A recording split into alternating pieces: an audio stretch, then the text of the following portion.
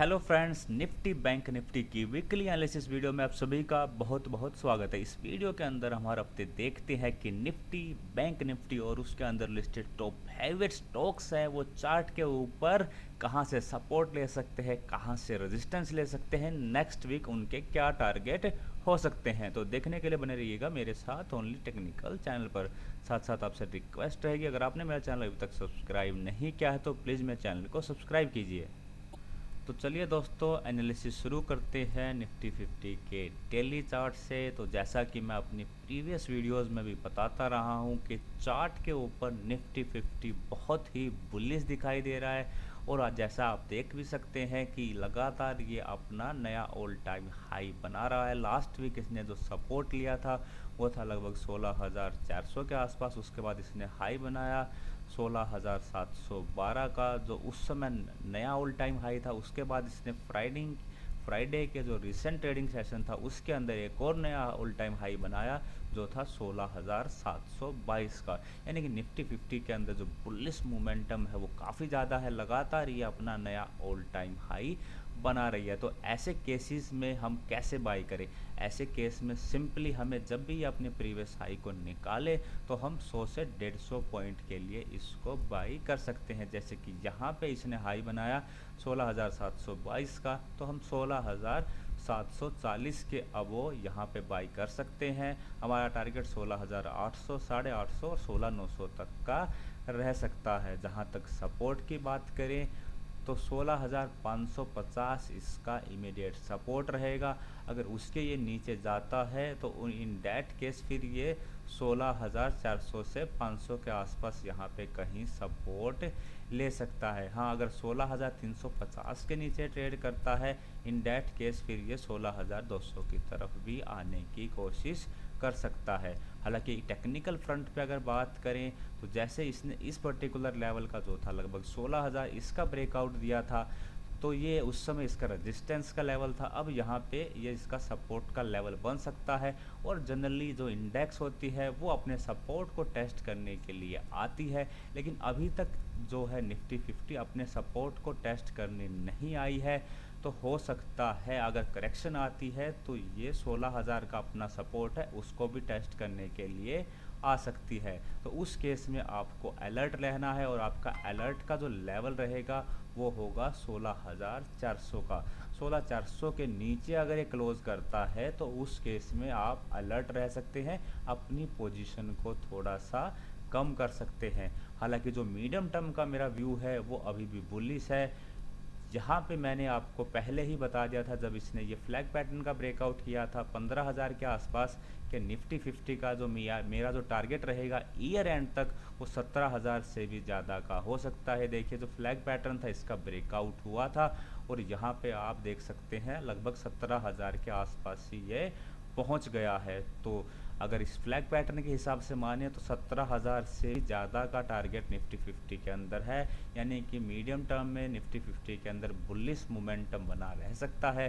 हो सकता है इसमें करेक्शन आए तो उसको आप जो लेवल्स मैं बता रहा हूँ अगर उसके हिसाब से ट्रेड करोगे तो उस करेक्शंस को भी आसानी से प्ले कर सकते हो। अगर ये कहीं पे यहाँ पे अपने सपोर्ट को टेस्ट करने आए 16,000 16,100 के आसपास तो यहाँ पे आप बहुत ही शानदार बाइंग कर सकते हैं। खैर ये तो तब यहाँ पे आएगा, ये तब की बात है। फिलहाल नेक्स्ट वीक के लिए आपको लेवल्स याद रखना है। बाई का लेवल होगा 16,740 और हमारा सेल का लेवल होगा 16,550। 16,550 के नीचे 16,400 16,350 तक के लेवल्स के लिए आप यहाँ सेल भी कर सकते हैं। चलते हैं निफ्टी बैंक के डेली चार्ट के ऊपर। निफ्टी बैंक जो है निफ्टी 50 जैसा बुलिश हमें दिखाई नहीं दे रहा है, बिकॉज इसने जो फेब 2021 के अंदर अपना ऑल टाइम हाई बनाया था उस लेवल को इसने अभी तक नहीं निकाला है। जबकि निफ्टी 50 लगातार नया हाई बना रही है तो कहीं ना कहीं जो बैंक है हमारे वो उनकी जो परफॉर्मेंस है वो इतनी अच्छी नहीं रही है। अगर चार्ट के फ्रंट पे देखें तो चार्ट ठीक ठाक है, निफ्टी बैंक का चार्ट इसका भी खराब नहीं है, लेकिन अभी तक इन्होंने मोमेंटम नहीं पकड़ा है। अगर रेजिस्टेंस की बात करें नेक्स्ट वीक के लिए तो 35,900 से 36,000 का जो एरिया है वो इसके लिए रेजिस्टेंस रहेगा। और मेरे हिसाब से जब तक 36,000 के ये ऊपर क्लोज नहीं कर देता तो एक सेफ बाइंग नहीं बनेगी। सो चार्ट के हिसाब से 36,000 के ऊपर ही एक बाइंग बनेगी जो इसको 36,300, 36,400, 500 तक ले जा सकती है। हाँ, अगर 36,500 के लेवल को निकाल देता है, वहाँ पे सस्टेन करता है, तो उस केस में देखना ये आराम से 37,000 और अपना ऑल टाइम हाई को भी टेस्ट करने के लिए जा सकता है। तो इसका इमीडिएट जो रेजिस्टेंस है वो 35,900 से 36,000 का है, और इसका इमीडिएट जो सपोर्ट है वो है लगभग 35,200 से 300 का। यहाँ पे इसकी 50 डेज की जो सिंपल मूविंग एवरेज है वो भी इसके लिए सपोर्ट का काम कर सकती है। अगर ये उसके नीचे ट्रेड करता है तो फिर ये 34,800 के आसपास आ सकता है। और निफ्टी बैंक के अंदर जो आपका अलर्ट का लेवल रहेगा वो होगा 34,800 का। अगर 34,800 के नीचे ये ट्रेड करता है तो फिर इसमें 700 से 800 पॉइंट की बड़ी गिरावट आ सकती है, जो इसको आराम से 34,100 और 34,000 तक ले जा सकती है। 34,000 और 33,900 जो है इसका काफ़ी स्ट्रॉन्ग, बहुत ही स्ट्रॉन्ग सपोर्ट है।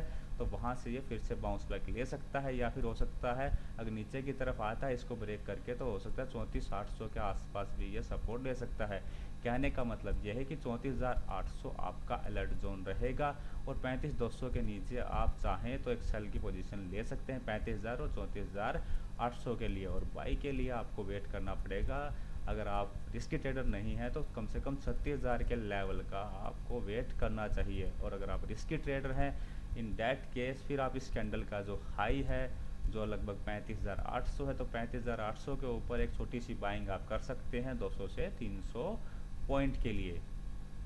हमारा जो नेक्स्ट चार्ट होगा वो है रिलायंस का। अगर रिलायंस का डेली चार्ट के ऊपर देखें तो यहाँ पे एक अपवर्ड चैनल की फॉर्मेशन हो रही है। यहाँ पे आप देख सकते हैं ये चैनल का अपर पार्ट है जहाँ से रेजिस्टेंस लेता है, और ये चैनल का लोअर पार्ट है जहाँ से ये सपोर्ट लेता है। तो अभी जो रेजिस्टेंस जो रिलायंस है वो अपने रेजिस्टेंस जोन के आसपास पहुंच गया है। पूरा जो एरिया है इसका 2250 से 2270 का ये इसका रेजिस्टेंस का जोन है। यहाँ भी आप देख सकते हो पिछली बार भी ये यहीं आके फंस गया था, और यहाँ से फिर इसने करेक्शन देना चालू कर दिया था। तो यहाँ पे आपको अलर्ट रहने की ज़रूरत है। अगर बहुत ही आप रिस्की ट्रेडर हैं तो आप 2250 के अबो एक बाइंग में जा सकते हैं, जो आपको 2260 और 2270 तक के लेवल तक ले जा सकती है। जहां तक सेल की बात करें तो सेल के लिए मेरा लेवल रहेगा 2210 का। 2210 के नीचे फिर ये यहाँ पे 2200 एंड देन 2190 और उसके बाद 2180 तक यहाँ नीचे की तरफ आ सकता है। फिर ये वाला जो चैनल का जो लोअर पार्ट है यहाँ से कहीं ये सपोर्ट ले सकता है। तो कहने का मतलब रिलायंस के अंदर आप अलर्ट रह सकते हैं, ये अपने रेजिस्टेंस जोन के आसपास है। नेक्स्ट चार्ट है हमारा HDFC का। अगर HDFC में देखा जाए तो बहुत ही ज़्यादा इसने कंसोलिडेट करके ब्रेकआउट दिया था, और यहाँ पे हाई बनाया लगभग 2770 का, और जिस लेवल का इसने ब्रेकआउट दिया था वो लेवल था लगभग 2650 से 2660 का। वहीं पे आके इसने दोबारा से सपोर्ट लिया है। तो मेरे हिसाब से जो 2660 का जो लेवल होगा वो इसका इम्पोर्टेंट सपोर्ट होगा, और उसी के नीचे एक सेल बनेगी जो इसको फिर आराम से 2600 तक ले जा सकती है। अगर बाय की बात करें तो यहाँ पे एक बाय भी बनती है जो है 2730 के अबो। 2730 के अबो आप यहाँ पे चाहे तो एक बाइंग ले सकते हैं जो आपको 2750 और 2770 तक नेक्स्ट वीक के अंदर ले जा सकती है। HDFC बैंक का अगर डेली चार्ट देखें तो यहाँ पे एक मैंने ट्रेड लाइन ड्रॉ करी है, पिंक कलर की आपको एक लाइन दिखाई दे रही होगी। तो यहाँ ये इससे ये रेजिस्टेंस ले सकता है, क्योंकि यहाँ पे इसने मल्टीपल टाइम इसी से रेजिस्टेंस लिया है। तो जो नेक्स्ट वीक इसका रेजिस्टेंस एरिया है या रेजिस्टेंस लेवल है वो है 1575 का। अब 1575 के अबो ही इसके अंदर बाई साइड में जा सकते हैं। 1575 के अबो फिर यह आपको आराम से 1600 एंड देन आपको फर्दर 1620 से 1630 के लेवल दिखा सकता है। अगर सपोर्ट की बात करें तो 1540 इसका इमीडिएट सपोर्ट है। उसके नीचे एक सेल की पोजीशन भी बनती है। अगर 1540 के ये नीचे क्लोज करता है, इन डैट केस फिर ये 1520, 1500 एंड इवन 1490 तक के लेवल भी नेक्स्ट वीक के अंदर आपको दिखा सकता है। अगेन हमें लेवल्स पे ही काम करना है, हमें मार्केट में कभी भी बायस्ड होके नहीं आना। नेक्स्ट हमारा चार्ट रहेगा आईसीआईसीआई बैंक का। आईसीआईसीआई बैंक के अंदर इमीडिएट रेजिस्टेंस होगा 702 का, 702 के अब वो आप बाइंग करेंगे 710 और 715 के लेवल के लिए। सेल के लिए आपको वेट करना पड़ेगा 688 के लेवल का, 688 के नीचे आप सेल कर सकते हैं। आपका टारगेट रहेगा लगभग 680 और 670 का। 670 के आसपास अगर आपको मिले, क्योंकि 670 के आसपास यहाँ आप देख सकते हैं ये वाले जो ट्रेड लाइन इसका सपोर्ट है, साथ साथ जो 50 डेज़ की मूविंग एवरेज भी 668 के आसपास है। तो यहाँ पे अगर आपको कहीं मिले 670 के आसपास रिवर्सल कैंडल बनाता हुआ, तो यहाँ पे एक अच्छी बाइंग भी बन सकती है। और सेल के लिए मेरे हिसाब से 660 के नीचे ही आपको सेल करना है। 660 के नीचे आप चाहें तो इसको सेल कर सकते हैं 650, 630 एंड देन 620 के लेवल्स के लिए। सो ये जो इसका एरिया है सपोर्ट का एरिया होगा। और यहाँ पे भी एक बाइंग मैंने आपको बता दी 702 के, वो भी यहाँ पे एक बाइंग बन सकती है। और यहाँ अगर सपोर्ट ले तो यहाँ पे भी आप चाहें तो एक बाइंग यहाँ 670 के आसपास कर सकते हैं। नेक्स्ट चार्ट है हमारा एसबीआई का। एसबीआई के अंदर जो मैंने अपनी जो प्रीवियस वीकली एनालिसिस वाली वीडियो बताई थी उसके अंदर आपको क्लियर कट बताया था कि यहाँ पे 400 के आसपास सपोर्ट ले सकता है। यहीं इसने अपना सपोर्ट लिया है। और अब नेक्स्ट वीक जो प्रीवियस जो वीक था उसके अंदर इसने जो हाई बनाया 421 के आसपास का बनाया था, तो यही इसका इमीडिएट रेजिस्टेंस होगा। 421 इसका इमीडिएट रेजिस्टेंस होगा और 421 के अबो ही हम बाइंग करेंगे। यानी कि अगर इसके ऊपर निकलता है तो हम 425, 430 और 435 के टारगेट के लिए इसके अंदर बाई साइड में जा सकते हैं। और सपोर्ट जैसा कि मैंने बताया 400 का है, तो इसी के नीचे ही सेल बनेगी। 400 के नीचे आप एक बार सेल कर सकते हैं 390, 385 के टारगेट के लिए। फिलहाल ये इस रेंज के बीच में है, तो रेंज के बीच में होने की वजह से इसके यहाँ पे कोई बाई सेल नहीं बनती। जो लेवल्स मैंने बताए, अगर आप सेफ ट्रेडर हैं तो इन लेवल्स पे ट्रेड करेंगे तो आपके जो एसएल हैं वो काफ़ी कम हिट होंगे। नेक्स्ट है मेरा कोटक महिंद्रा का चार्ट। कोटक महिंद्रा का इमीडिएट सपोर्ट है 1690 का। इसी के नीचे एक सेल बनेगी जो इसको 1680, 70 और 1640 तक ले जा सकती है।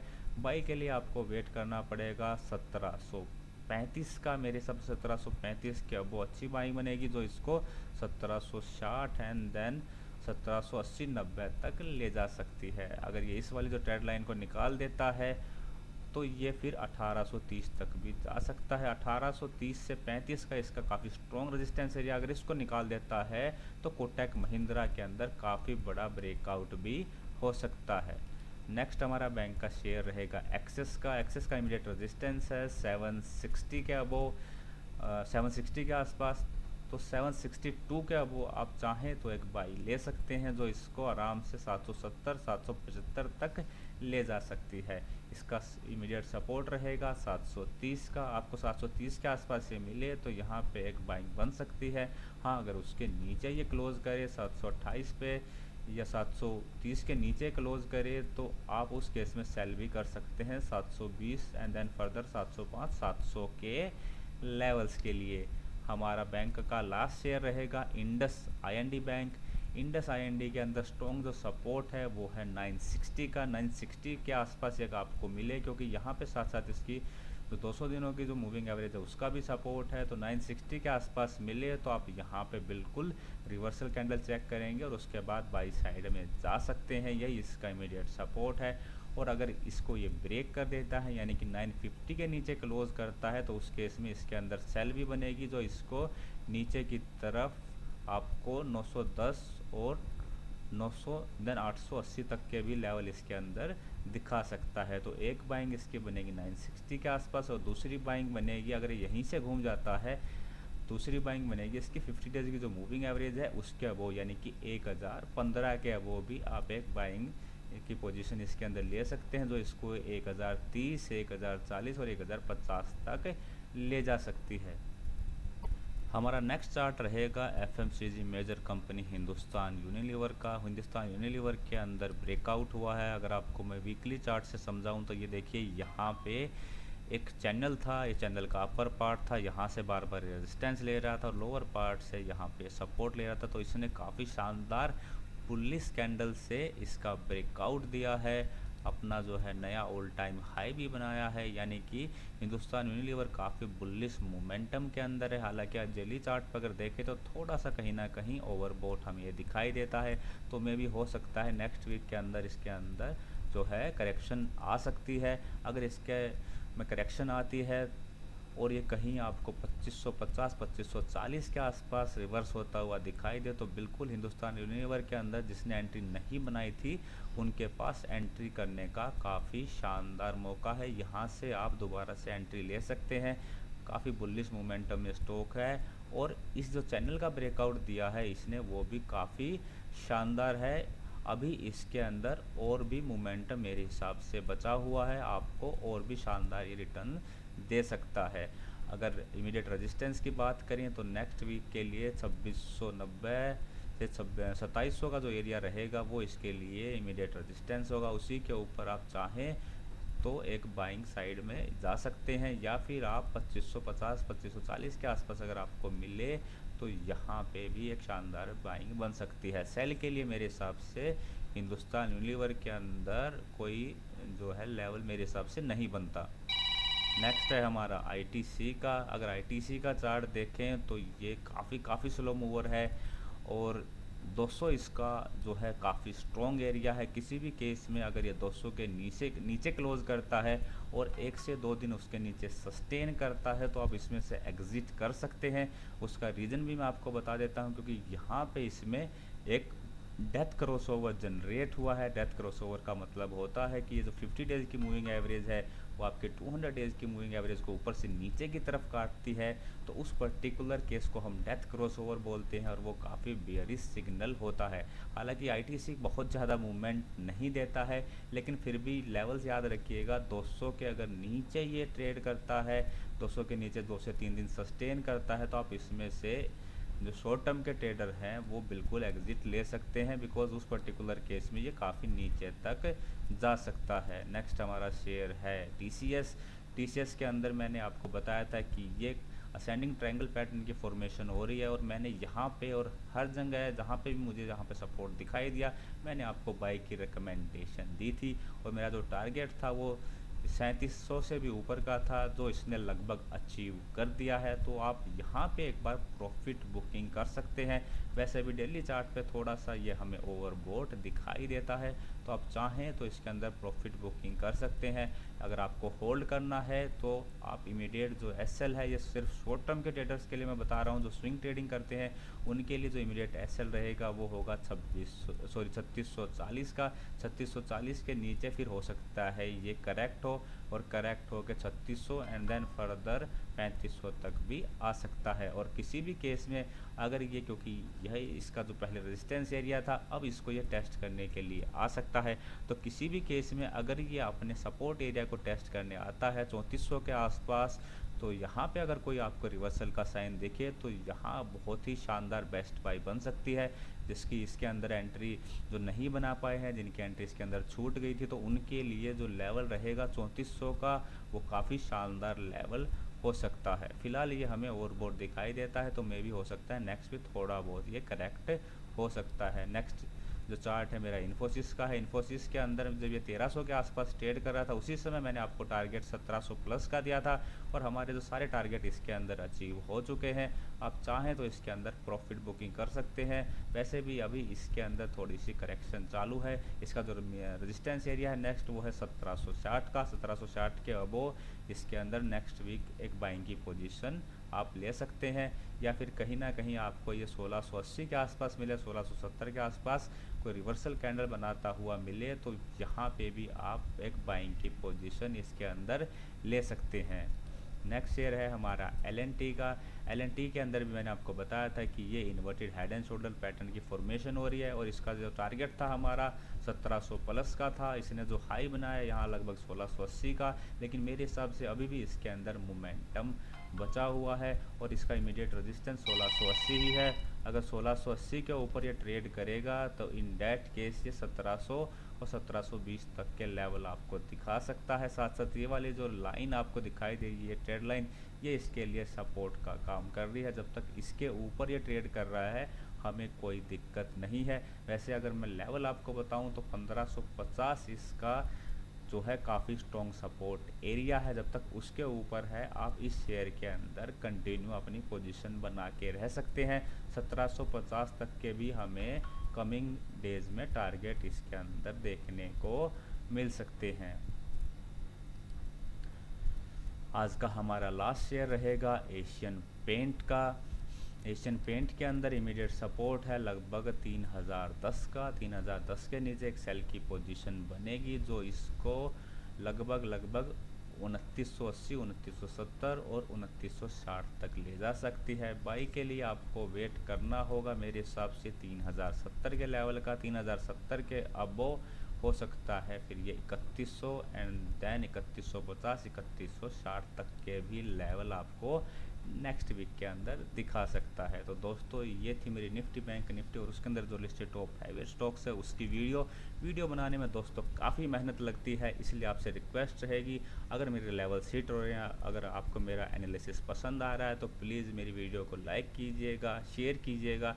चैनल अभी तक सब्सक्राइब नहीं किया है तो प्लीज़ मेरे चैनल को भी सब्सक्राइब कीजिएगा। वीडियो देखने के लिए आप सभी का बहुत बहुत धन्यवाद। जय हिंद।